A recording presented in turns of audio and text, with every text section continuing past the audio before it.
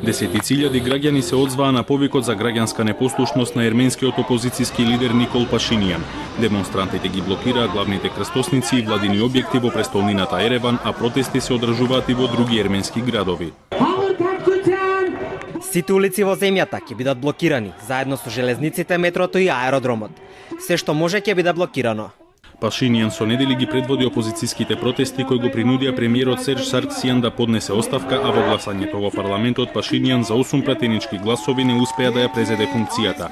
Неговите поддржувачи денеска им порачаа на пратениците дека го изгубиле трпението.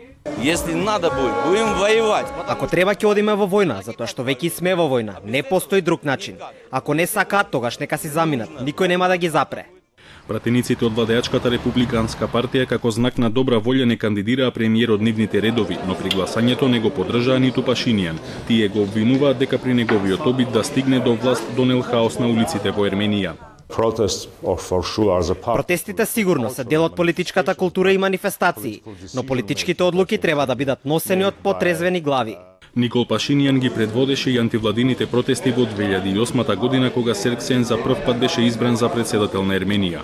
Во демонстрациите кои прераснаа во судири со полицијата загинаа 10 лица, а Пашинијан беше уапсен и обвинет за убиство и организирање насилни протести, но беше амнестиран во 2011 година. Син на професор по физичко воспитување и поранешен новинар, Пашинијан тврди дека тој е единствената личност во Ерменија која може да организира слободни избори и дека ќе ги искорени корупцијата, непотизмот и сиромаштијата од земјата.